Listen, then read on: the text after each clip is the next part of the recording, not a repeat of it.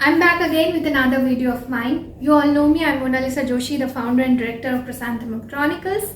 It's a contemporary publishing house and I have turned myself into a publisher, as I've mentioned earlier, but I'm also a writer. And I'm back again with another of the excerpt reading series that I'm doing from this book, To Frida with Love.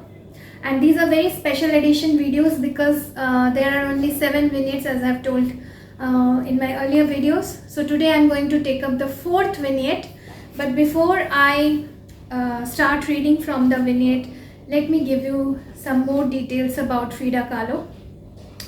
As I mentioned earlier in my video that Frida Kahlo again for the second time got married to Diego. So in between that time period that she took her first divorce from Diego Rivera, she was actually not able to fathom this fact that she was far from Diego because she loved him so much, but again she was involving herself in many other relationships because she was enjoying this sense of freedom that she gained, and she was also meeting new people, making new acquaintances, and that is how she met Brenton. He was a young guy, a photographer whom she fell in love with, but it was a very short lived affair, and Brenton was someone who actually helped her to hold the first exhibition of Frida Kahlo. It was her first solo exhibit, and he prompted her that she should go ahead and get herself in front of the public, into the outside world, and she agreed. And Mexique was the place, an art gallery where the exhibition was held, and it was in Paris, and the opening night itself did wonder. It changed Frida's life completely because all her art pieces were considered not only brilliant, but she was getting herself a great recognition, and she got herself counted among the surrealist artists of her times like Dali and Picasso. And her art pieces were such that Louvre, the museum in Paris, fell in love with one of her self-portraits and bought one of her pieces at a great price. So she wasn't doing any commission art pieces, it was her own portraits that she used to make. She was one of those amazing artist, painter, who was painting herself. Most of her art pieces were self-portraits, which we get to see very rarely, as artists mostly prefer like other subjects, but she was her own muse. That's what she has always said through, that I'm my own muse. And she created her self-portraits because she was venting out all those past emotions, because her life had been a roller coaster ride. She suffered a lot of challenges, and whatever challenges she faced, she transformed them into her art pieces, and all of them were mostly self-portraits, and they were getting great, huge recognition. And Diego himself involved in promoting her, because at this point Diego was facing a huge downfall. He was not getting any commission art pieces to do art grants or pieces, so he wasn't doing any art. But he started supporting his wife. He loved her, but one thing was surely about Diego that could not be changed, was his proximity towards other women, and he could not be a monogamous. So Frida had to accept this fact, and her doctor also suggested that your heart is also full of love for Diego and you can't stay far from him. So it's better that you accept him with his fault, if you see them as fault. Otherwise, you can live a happy life with him, because Diego truly loves you, he cares for you. So it was her doctor who suggested her this, and that is how Diego proposed her for the second time, and she accepted it, and they got married again. So more I will tell you through my other videos, because there are three more vignettes that I have to read. So today I am taking the 4th vignette that has been written by Moushumi Bhattacharjee, and she is a very good friend of mine, a great writer, and Also, she took part in the prompt, the challenge that was given on the Facebook group page with the same name, Chrysanthemum Chronicles, and she also got selected. And that is how this chapbook has taken shape. And I'm doing this excerpt reading series, these special editions, so that you have all the reasons to grab this book grab this book immediately from Amazon or Flipkart, because it's a very light read. You can easily finish it in one day and enjoy the knowing about Frida more.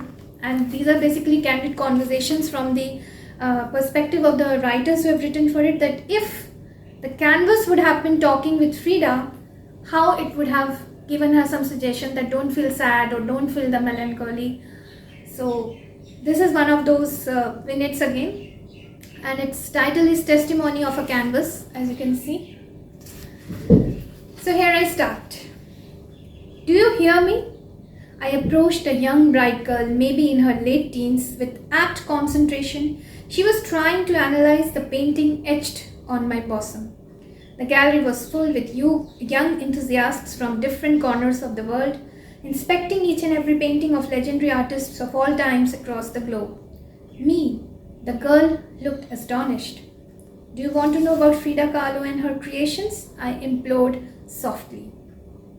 The girl jumped with joy and shouted at her companions to join her at this unexpected adventure. Soon I found an excited group of youngsters gathered in my patio, ready to know minute details about the legend they looked up to with reverence. I surveyed their ebullient faces. Frida was not an ordinary woman. She was different from the contemporary artists of her time. I almost whispered. The attentive eyes looked at me with all tenderness. Gathering myself up, I coughed out my emotions and started again. No, I am not presenting before you an ornamental pain for my Victor, who braved men's world with her outlandish interpretation of womanhood in those days when the fairer sex was awfully colonized by men's hegemony, when women's voice was not allowed a podium to reach the world, when complaisance was a woman's diamante. I heaved a sigh.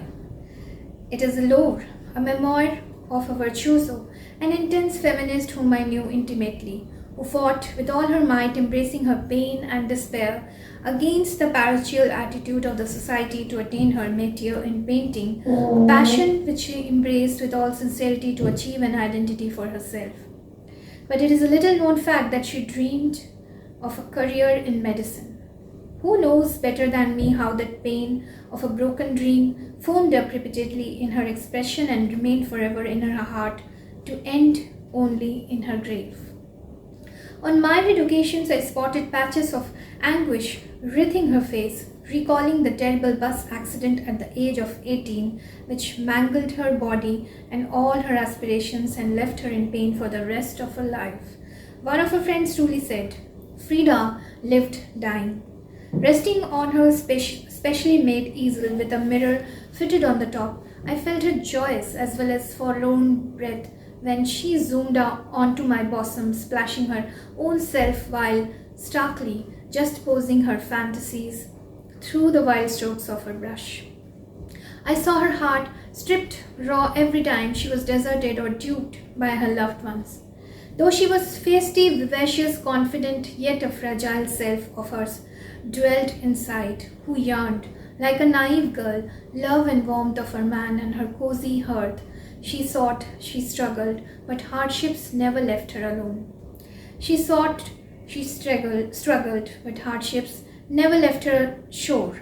The waves of adversity rumbled ferociously towards her and washed away her cherished fortune whenever she thought of a moonlit tryst with her destiny. My heart bled again and again watching the desolate and broken Frida struggling for a pint of happiness, a life free from pain and anxiety. Her miseries were never ending. Often I wonder how could destiny be so rude to her. Her life was horrible from the beginning. A fight with polio when a kid, a dreadful accident in her teens, multiple abortions, divorce and what not. But every catastrophe made her nerves stronger and even more resilient. She bounced back to life with vigor and energy. I know how much she is adored now by the feminists of the world for her determined efforts to snatch away the female body which the men adored as a subject for the artistic expression and an object for desire around the world. Instead, she painted her own portraits with vivid expressions to convey to the world that women are not objects of desire, but have joys and sorrows and pains and emotions just like men. That was Frida, who defied the conventional facade of a woman and flaunted a unibrow, asserting her identity, flouting dictates. So here I will stop. So this is by Moushumi Bhattacharjee, a very impeccable and candid, a thought or a perspective given by the canvas. He's conversing it out, he's giving out all the life details of Frida to a crowd of youngsters who have gathered around it. And see how beautifully the whole, as Frida's art were all surrealistic, and our writers have also tried to create that kind of surrealistic world through their vignettes, and these vignettes are really something that you would love to read. Very candid flow of words and completely from the deft pens of 7 writers, and you have all the reasons to grab this book today from Amazon or Flipkart and support me as a woman entrepreneur and a publishing house that I'm running. So grab many more books that we have done so far. There are 4 titles. Head to the link below, get them and review them and enjoy reading them, because more books are coming this year. So I feel very proud holding this book, because this has become very special as this title. Few copies of this book, they have traveled to La Casa Azul, the museum of Frida Kahlo. So if you ever get the chance to go there, you might spot one of these books there. Maybe, who knows? You can also get a picture clicked by the book, and if you don't get to travel there, you can still pick the book from Amazon or Flipkart, get yourself clicked and send it to editorialmagazinecc@gmail.com, and I will feature you on the website. That's my promise. So go ahead and grab this book today. Have a great time all. Bye.